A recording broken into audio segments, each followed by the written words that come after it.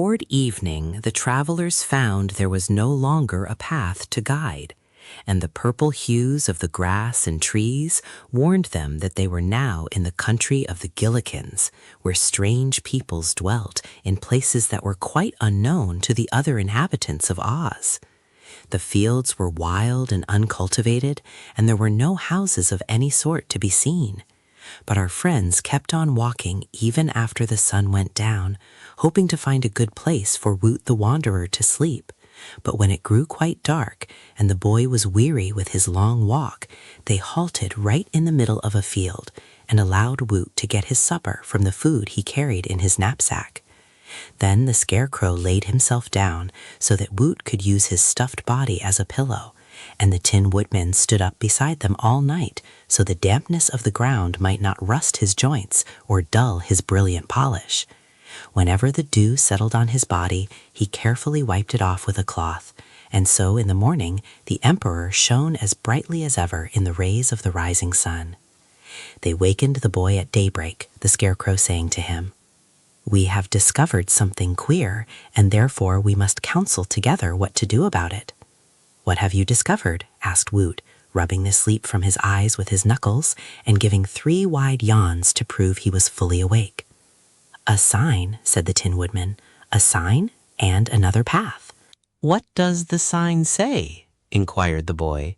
"It says that all strangers are warned not to follow this path to Loonville," answered the Scarecrow, who could read very well when his eyes had been freshly painted. "In that case," said the boy, opening his knapsack to get some breakfast, "let us travel in some other direction." But this did not seem to please either of his companions.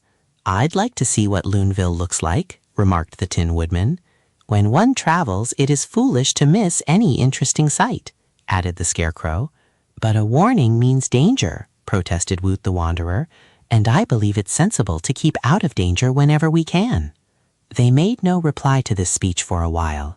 Then said the Scarecrow, "I have escaped so many dangers during my lifetime that I am not much afraid of anything that can happen."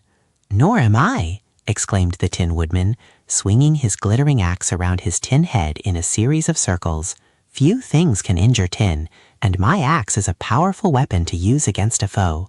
But our boyfriend," he continued, looking solemnly at Woot, "might perhaps be injured if the people of Loonville are really dangerous.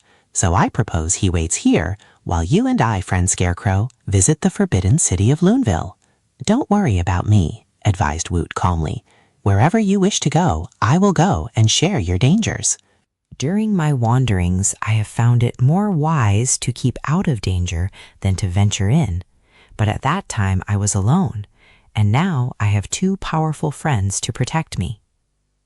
So when he had finished his breakfast, they all set out along the path that led to Loonville. "It is a place I have never heard of before," remarked the Scarecrow as they approached a dense forest. "The inhabitants may be people of some sort, or they may be animals, but whatever they prove to be, we will have an interesting story to relate to Dorothy and Ozma on our return." The path led into the forest, but the big trees grew so closely together and the vines and underbrush were so thick and matted that they had to clear a path at each step in order to proceed. In 1 or 2 places, the Tin Man, who went first to clear the way, cut the branches with a blow of his axe. Woot followed next, and last of the 3 came the Scarecrow, who could not have kept the path at all had not his comrades broken the way for his straw-stuffed body. Presently the Tin Woodman pushed his way through some heavy underbrush and almost tumbled headlong into a vast cleared space in the forest. The clearing was circular, big and roomy, yet the top branches of the tall trees reached over and formed a complete dome or roof for it. Strangely enough, it was not dark in this immense natural chamber in the woodland, for the place glowed with a soft white light that seemed to come from some unseen source. In the chamber were grouped dozens of queer creatures, and these so astonished the Tin Man that Woot had to push his metal body aside that he might see too, and the Scarecrow pushed Woot aside so that the 3 travelers stood in a row, staring with all their eyes. The creatures they beheld were round and ball-like, round in body, round in legs and arms, round in hands and feet, and round of head. The only exception to the roundness was a slight hollow on the top of each head, making it saucer-shaped instead of dome-shaped. They wore no clothes on their puffy bodies, nor had they any hair. Their skins were all of a light gray color, and their eyes were mere purple spots. Their noses were as puffy as the rest of them. "Are they rubber, do you think?" asked the Scarecrow, who noticed that the creatures bounded as they moved and seemed almost as light as air. "It is difficult to tell what they are," answered Woot. "They seem to be covered with warts." The loons, for so these folks were called, had been doing many things, some playing together, some working at tasks, and some gathered in groups to talk. But at the sound of strange voices, which echoed rather loudly through the clearing, all turned in the direction of the intruders. Then in a body they all rushed forward, running and bounding with tremendous speed. The Tin Woodman was so surprised by this sudden dash that he had no time to raise his axe before the loons were on them. The creatures swung their puffy hands, which looked like boxing gloves, and pounded the three travelers as hard as they could on all sides. The blows were quite soft and did not hurt our friends at all, but the onslaught quite bewildered them, so that in a brief period all three were knocked over and fell flat upon the ground. Once down, many of the loons held them to prevent their getting up again, while others wound long tendrils of vines around them, binding their arms and legs to their bodies and so rendering them helpless. "Aha!" cried the biggest loon of all. "We've got 'em safe, so let's carry 'em to King Baum and have 'em tried and condemned and perforated." They had to drag their captives to the center of the domed chamber, for their weight, as compared with that of the loons, prevented them being carried. Even the Scarecrow was much heavier than the puffy loons. But finally the party halted before a raised platform, on which stood a sort of throne, consisting of a big, wide chair, with a string tied to one arm of it. This string led upward to the roof of the dome. Arranged before the platform, the prisoners were allowed to sit up, facing the empty throne. "Good," said the big loon who had commanded the party. "Now to get King Baum to judge these terrible creatures we have so bravely captured." As he spoke, he took hold of the string and began to pull as hard as he could. One or two of the others helped him, and pretty soon, as they drew in the cord, the leaves above them parted, and a loon appeared at the other end of the string. It didn't take long to draw him down to the throne, where he seated himself and was tied in so he wouldn't float upward again. "Hello," said the king, blinking his purple eyes at his followers. "What's up now?" "Strangers, your majesty, strangers and captives," replied the big loon pompously.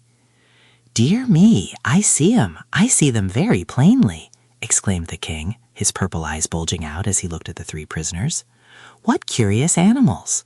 Are they dangerous, do you think, my good Panta?" "I'm afraid so, your majesty. Of course, they may not be dangerous, but we mustn't take chances. Enough accidents happen to us poor loons as it is, and my advice is to condemn and perforate them as quickly as possible." "Keep your advice to yourself," said the monarch in a peeved tone. "Who's king here anyhow, you or me?" "We made you our king because you have less common sense than the rest of us," answered Pantaloon indignantly. "I could have been king myself had I wanted to, but I didn't care for the hard work and responsibility." As he said this, the big loon strutted back and forth in the space between the throne of King Baum and the prisoners, and the other loons seemed much impressed by his defiance. But suddenly there came a sharp report, and Pantaloon instantly disappeared, to the great astonishment of the Scarecrow, the Tin Woodman, and Woot the Wanderer, who saw on the spot where the big fellow had stood a little heap of flabby, wrinkled skin that looked like a collapsed rubber balloon. "There!" exclaimed the king. "I expected that would happen. The conceited rascal wanted to puff himself up until he was bigger than the rest of you, and this is the result of his folly. Get the pump working, some of you, and blow him up again." "We will have to mend the puncture first, your majesty," suggested one of the loons, and the prisoners noticed that none of them seemed surprised or shocked at the sad accident to Panta. "All right," grumbled the king, "fetch Till to mend him."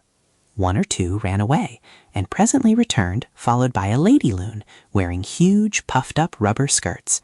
Also, she had a purple feather fastened to a wart on the top of her head, and around her waist was a sash of fiber-like vines, dried and tough, that looked like strings. "Get to work, Till," commanded King Bal. "Panta has just exploded." The lady loon picked up the bunch of skin and examined it carefully until she discovered a hole in one foot. Then she pulled a strand of string from her sash, and drawing the edges of the hole together, she tied them fast with the string, thus making one of those curious warts which the strangers had noticed on so many loons. Having done this, Till Loon tossed the bit of skin to the other loons, and was about to go away when she noticed the prisoners and stopped to inspect them. "Dear me," said Till, "what dreadful creatures! Where did they come from?" "We captured them," replied one of the loons. "And what are we going to do with them?" inquired the girl loon. "Perhaps we'll condemn them and puncture them," answered the king. "Well," said she, still eyeing the captives, "I'm not sure they'll puncture. Let's try it and see." One of the loons ran to the forest's edge and quickly returned with a long, sharp thorn. He glanced at the king, who nodded his head in assent, and then he rushed forward and stuck the thorn into the leg of the scarecrow. The scarecrow merely smiled and said nothing, for the thorn didn't hurt him at all. Then the loon tried to prick the Tin Woodman's leg, but the tin only blunted the point of the thorn. "Just as I thought," said Till, blinking her purple eyes and shaking her puffy head. But just then the loon stuck the thorn into the leg of Woot the Wanderer, and while it had been blunted somewhat, it was still sharp enough to hurt. "Ouch!" yelled Woot, and kicked out his leg with so much energy that the frail bonds that tied him burst apart. His foot caught the loon, who was leaning over him, full on his puffy stomach, and sent him shooting up into the air. When he was high over their heads, he exploded with a loud pop, and his skin fell to the ground. "I really believe," said the king, rolling his spot-like eyes in a frightened way, "that Tanto was right in claiming these prisoners are dangerous. Is the pump ready?" Some of the loons had wheeled a big machine in front of the throne, and now took Panta's skin and began to pump air into it. Slowly it swelled out until the king cried, "Stop!" "No, no," yelled Panta, "I'm not big enough yet." "You're as big as you're going to be," declared the king. "Before you exploded, you were bigger than the rest of us, and that caused you to be proud and overbearing. Now you're a little smaller than the rest, and you will last longer and be more humble." "Pump me up," wailed Panta. "If you don't, you'll break my heart." "If we do, we'll break your skin," replied the king. So the loons stopped pumping air into Panta and pushed him away from the pump. He was certainly more humble than before his accident, for he crept into the background and said nothing more. "Now pump up the other one," ordered the king. Till had already mended him, and the loons set to work to pump him full of air. During these last few moments, none had paid much attention to the prisoners, so Woot, finding his legs free, crept over to the Tin Woodman and rubbed the bonds that were still around his arms and body against the sharp edge of the axe, which quickly cut them. The boy was now free, and the thorn which the loon had stuck into his leg was lying unnoticed on the ground, where the creature had dropped it when he exploded. Woot leaned forward and picked up the thorn, and while the loons were busy watching the pump, the boy sprang to his feet and suddenly rushed upon the group. Pop, pop, pop went 3 of the loons when the wanderer pricked them with his thorn, and at the sounds the others looked around and saw their danger. With yells of fear, they bounded away in all directions, scattering about the clearing, with Woot the Wanderer in full chase. While they could run much faster than the boy, they often stumbled and fell, or got in one another's way, so he managed to catch several and prick them with his thorn. It astonished him to see how easily the loons exploded. When the air was let out of them, they were quite helpless. Till Loon was one of those who ran against his thorn, and many others suffered the same fate. The creatures could not escape from the enclosure, but in their fright many bounded upward and caught branches of the trees, and then climbed out of reach of the dreaded thorn. Woot was getting pretty tired chasing them, so he stopped and came over, panting, to where his friends were sitting, still bound. "Very well done, my wanderer," said the Tin Woodman. "It is evident that we need fear these puffed-up creatures no longer, so be kind enough to unfasten our bonds, and we will proceed upon our journey." Woot untied the bonds of the Scarecrow and helped him to his feet. Then he freed the Tin Woodman, who got up without help. Looking around them, they saw that the only loon now remaining within reach was Baum, the king, who had remained seated in his throne, watching the punishment of his people with a bewildered look in his purple eyes. "Shall I puncture the king?" the boy asked his companions. King Baum must have overheard the question, for he fumbled with the cord that fastened him to the throne and managed to release it. Then he floated upward until he reached the leafy dome, and parting the branches, he disappeared from sight. But the string that was tied to his body was still connected with the arm of the throne, and they knew they could pull His Majesty down again if they wanted to. "Let him alone," suggested the Scarecrow. "He seems a good enough king for his peculiar people, and after we are gone, the loons will have something of a job to pump up all those whom Woot has punctured." "Every one of them ought to be exploded," declared Woot, who was angry because his legs still hurt him. "No," said the Tin Woodman, "that would not be just fair. They were quite right to capture us, because we had no business to intrude here, having been warned to keep away from Loonville. This is their country, not ours, and since the poor things can't get out of the clearing, they can harm no one save those who venture here out of curiosity, as we did." "Well said, my friend," agreed the Scarecrow. "We really had no right to disturb their peace and comfort, so let us go away."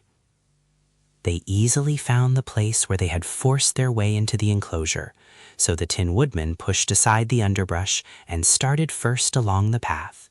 The Scarecrow followed next, and last came Woot, who looked back and saw that the loons were still clinging to their perches on the trees and watching their former captives with frightened eyes. "I guess they're glad to see the last of us," remarked the boy, and laughing at the happy ending of the adventure, he followed his comrades along the path. Mrs. Yoop, the Giantess.